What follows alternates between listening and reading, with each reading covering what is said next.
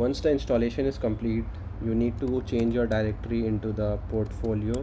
Remember, this is the name that we gave while writing that npx command. Now once you are into the portfolio directory, you can just clear it up. You can check for the content. So content looks something like this. There are some configuration files, folders like node modules, pages. Don't get overwhelmed about this. And then you need to press code and period. So this will open your whole project into VS Code. Now I will highly recommend using VS Code because it gives a lot of extensions and helps you to work productively, especially for JavaScript projects and a lot of other projects as well. But yeah, it is very useful. So I will recommend using it. However, it is totally up to you. If you have any other preference, you're free to use that. So once you press this, then you will see this VS Code. So here it has opened the code editor. So you can see there's a lot of folders in there. Let's walk into this one by one. So node modules is like the dependency, all the dependencies that are supposed to be used in building your project and running. So you don't need to worry at all about this. Pages is the folder where you will put all your routes. I think this one we can remove because this comes by some bug, I believe, because ideally it should not be here. CSS files, only the route files. So if I give you an example, in order to start your development server, see this control and then tilde sign is the shortcut to open the terminal. If it is not opening for some reason, you can always click on view and then go to terminal. So you can see the shortcut is also here. Okay, so you can click on this and then also terminal will come up. Okay, now in order to run this, you can just do yarn dev and wait for this to run. So it will say it is now compiling and it says ready on 3000. So in order to check this, I'll just go here and open localhost 3000. all right, so once I open this, it says that styles cannot be imported because I deleted that. So let me just remove it from everywhere. I think index, it was taking styles and now it will complain for these ones. So let me just wipe this whole thing off and have a simple hello world. Okay, so because there was this import error, we don't need image, we don't need head. These we will be seeing how we can use it later on, but let's keep our project as simple as possible. So hello world. So basically this is a HTML syntax. This file is called JSX because it allows you to write HTML within JavaScript, but this is just a HTML syntax. Okay, we are creating a div is like a division, and there we are adding this hello world message. Okay, and once I click save, you will see that it auto refreshes it.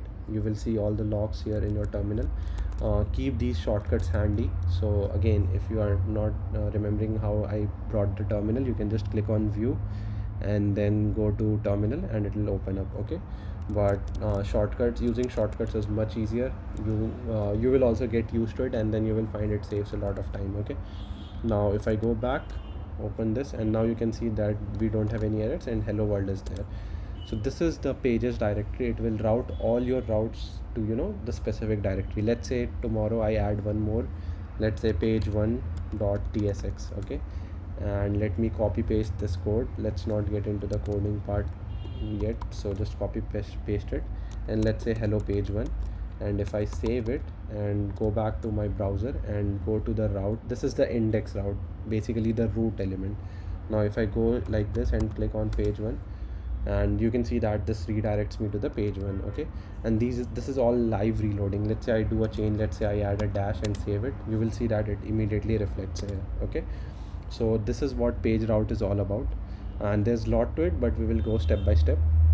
Now public is the directory where you put all your assets meaning it could be images, it could be vector graphics, it could be audio files, whatever you want, you put it here, and from here you can reference it. Okay, so there is favicon is the top symbol. If you see here, not symbol, top icon which shows up, so that is your favicon. And then versal.svg, again svg is also a vector graphic file. So if we try to see where favicon is used, I think it may be used in app. Okay, it is not here, so I think it would have been used earlier here. So if I just control undo everything, you will see that favicon is referenced here.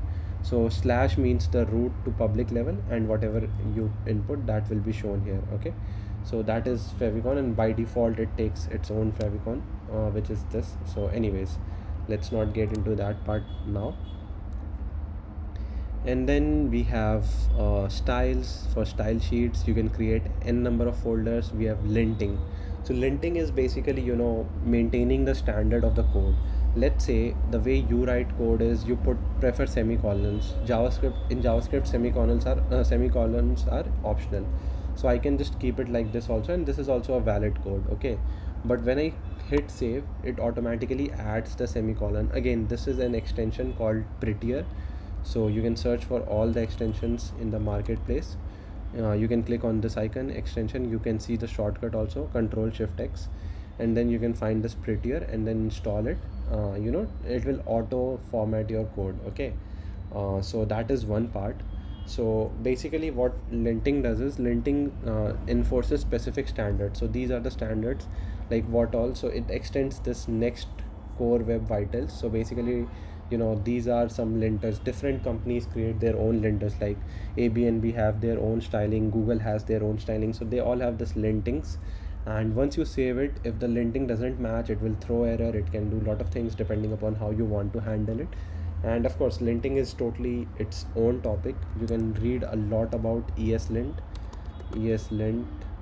docs, and you can find a lot of, basically it is JavaScript linter. There are linters for other projects also, how extend works, how you can use ESLint, getting started. So you can configure and set up, and what are the rules, semicolons you want, quotations you want, double or single, you want to throw error, or you want to just keep a warning. All these configurations you can do here, okay? So let's get back to our code. Then you have git ignore. Git ignore is when you push these changes. I hope you are familiar with Git or GitHub. In case you are not, GitHub is a repository, coding repository, where you put all your code, okay? You can just basically, because let's say you want to share your code with other developers, you can always put it on GitHub. So it is a remote cloud server where you put all your code files, okay? And git ignore is a specific file which tells Git which files to ignore, okay? So when I push my code to server or GitHub repository, then I want node modules to be ignored, because they are irrelevant and they automatically get installed based on the package JSON file, which has all the packages that is required by the node modules, okay? So in that way, you keep some ignored files. Let's say you have some secret files. Let's say you have some API keys or secret to your cloud. So those files also get ignored. You have to ignore that, so that it is not publicly available. And for that also, you can add all your secrets here. So you can see that env.local, we put lot of environment variables which could be private or public depending upon the use case.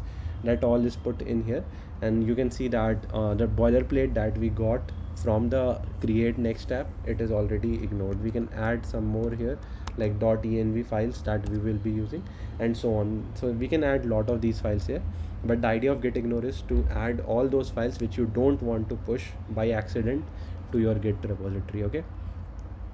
Now jest is for unit testing. So we do unit testing, we write components, we, let's say if we see some tests are pre-written here. So you can see, let's open this index.test.tsx. So it says that if I simply go with plain English, we will write some test later on, but let's understand what it is saying. It's importing home from index file, which is this one, and then it says screen get by role heading, okay? So it is asking look for heading. So here currently we don't have any heading, and name is welcome to Next.js. It is trying to find this, and it is expecting it to be in the document. It would have passed. Let's say if we Control Z, undo everything, and go with this, and let me just remove styles. Let me remove this class name, because otherwise it will give me errors. So let me just remove it all.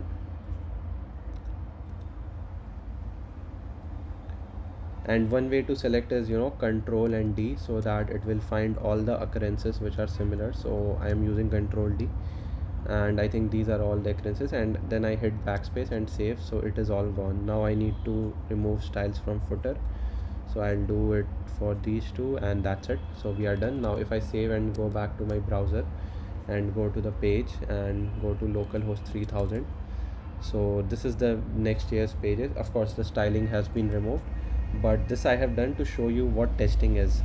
So now what it is saying is welcome to Next.js. So test if this particular contains welcome to Next.js or not. Okay, so I accidentally clicked it, so I go back here, and if I want to run the test, I will kill the server. You can find all the commands that are used to run the server, make the build files inside package.json. So here you can see that we have dev command for running dev, and that's what I did. If you remember, I did yarn dev. So yarn dev basically runs the dev server. Then we have build command. Build command is, so there are, like, see this code, if you see, this is more for understanding purpose. When you write and when you share it with other developers, then this code will be better readable. But when it comes to the build file, it should be very optimized. It should be packed into one single file, and all these extra white spaces and everything, that should all be removed in order to have minimum bundle size, because these are transferred as over the API request and everything.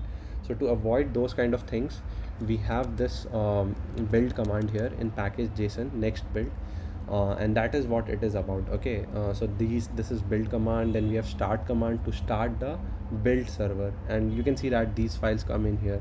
So if I open one of the server files, let's say this JS, you can see that it is minified. It is very small file, and that is how the build files get generated. And let me generate a build, yarn build, and let it happen. Meanwhile we will go open package.json, and then here we have test command. So test is for testing all the tests. Now you can see that this particular thing is present in here, so hopefully the test should pass. So the build is done. So this is how you can see, build gives you all details also, what are the pages that are generated. So page 1 that we created recently, then there's index page, and then this all these things. Okay, anyways, let's clear it up and try to run a test. And before running the yarn test command, we need to initialize git repository. I'll tell you why. Let's do yarn test,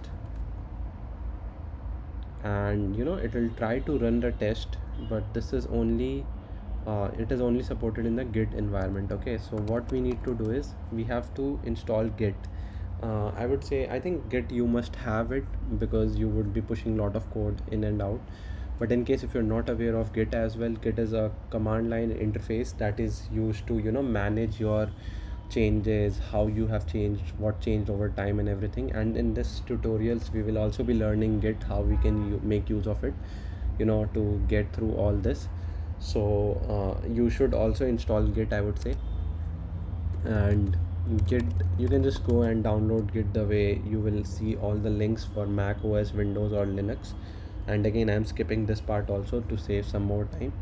So let's get back. So I will just, after you install git, you can also do git version, so you will see the git version and everything. And then I can just do git init, initialize the empty repository. Okay, so now this is done, and I will get some hint and all.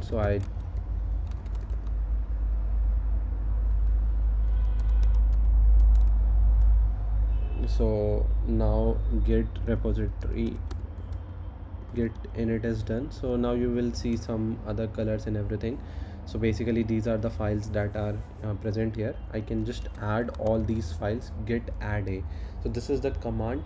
Now git will track this repository, everything that changes I do and everything, that will be tracked. Okay, so I do a git add, and then I do git commit. Commit is to commit these files. Okay, I have added these files. Now I want to commit it with a message that what is it, this all this changes about. Okay, so I will say first commit, and now the commit is done, and you can see all those files that have been committed. But anyways, let it be.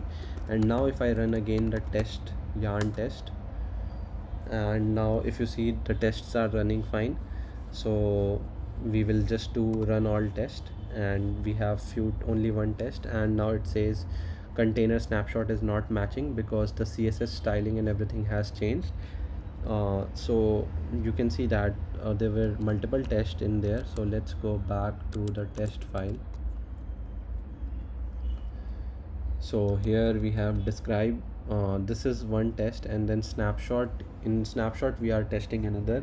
So that is why this file is failing. So what we can do is either we can change this snapshot, all this thing that has gone away, the class names and all, or we can delete this snapshot file. Okay, so in short, I think you got the idea. Basically what's happening is tests are running. We have two tests written, one is index test.js and the other one is snapshot. So in snapshot, what we do is we create a snapshot of whole thing, and if you want to see how snapshots look like, this is how snapshots look like. So this is the snapshot of, you know, the entire file that we have written. Okay, so what it is saying is that check if the snapshot matches this snapshot. If you do it for the first time, and let's say if I don't have the file, then it will create a snapshot. Okay, that is number one. But if it already has that snapshot, it will compare to that snapshot. Okay, so let's see what happens. Let me kill this. Let me delete this snapshot. Okay, so now there is no snapshot. Now if I run this yarn test, and it will ask me if I want to run all the tests or single tests. So I will see run all tests. So now it will run. Now you will see that it will create a snapshot. Okay, so let's wait. So now it says one snapshot written, and this is our snapshot. Okay, now all tests have passed because this is a new snapshot, it's not the older one, and that's why it is passed. Okay, and now let's say I make a change. So the first test is anyways passing. This first test is this this index.test.ts.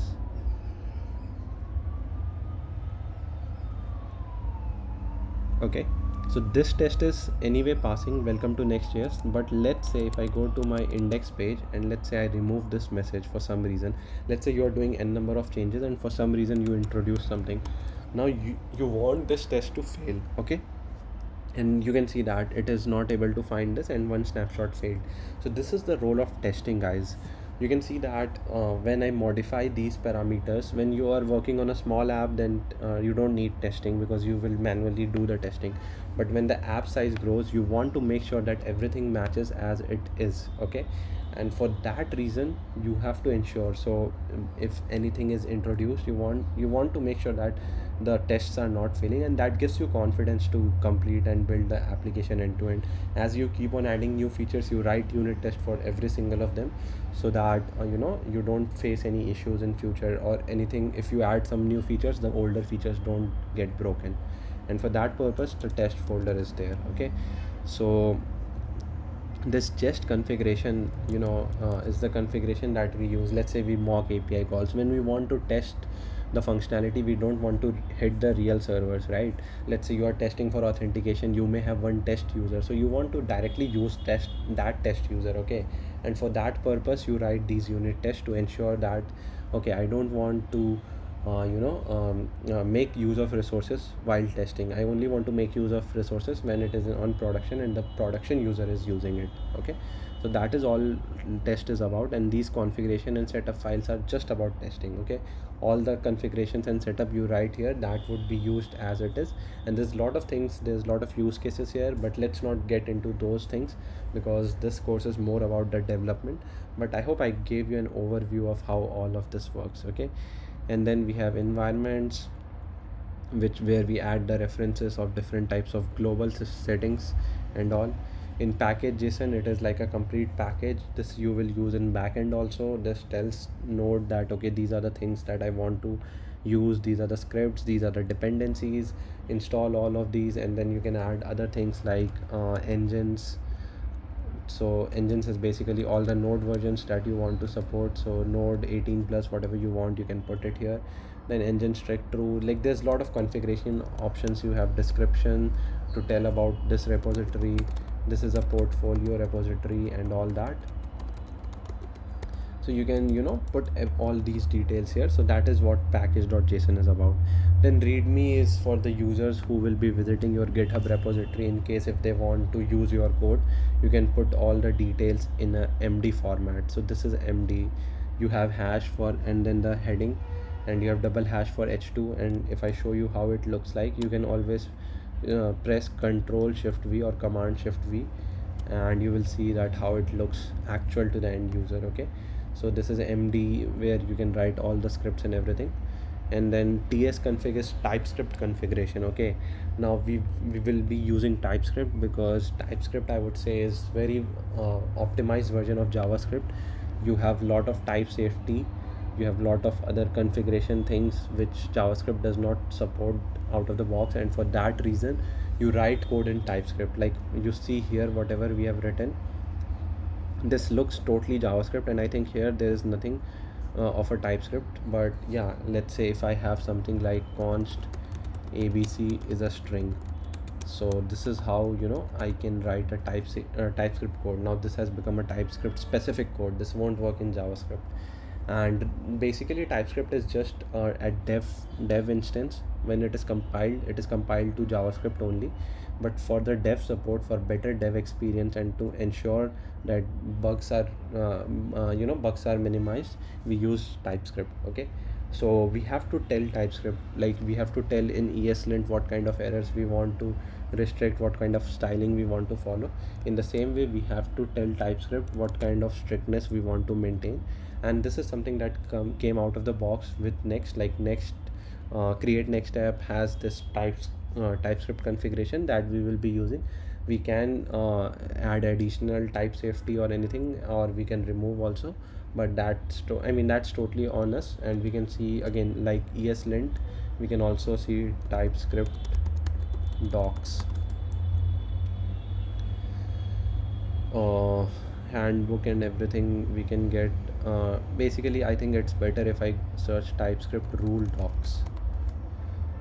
So TypeScript reference docs on every TypeScript option. So you can see there's couple of options that you can make use of to make your styling and type safety as you want. Like you don't want to have you want to always have return type of a particular function whenever the definition is made.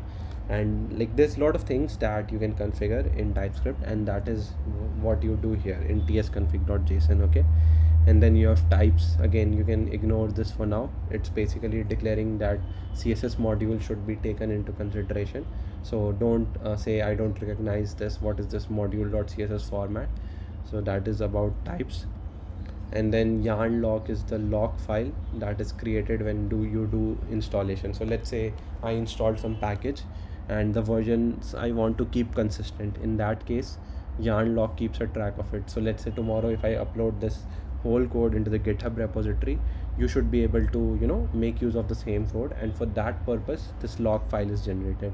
If I would have used npm, it would have been package-log.json, but since I've used yarn, so it is yarn-log.json. Okay, so this is auto generated, so we don't need to worry about it.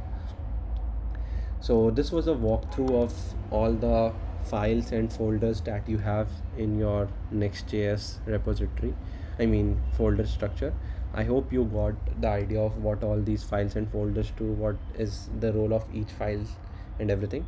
And in case if you have any questions, feel free to ask in the comments, and I hope this was a useful one, and we will start the actual development in the next video. Thank you very much.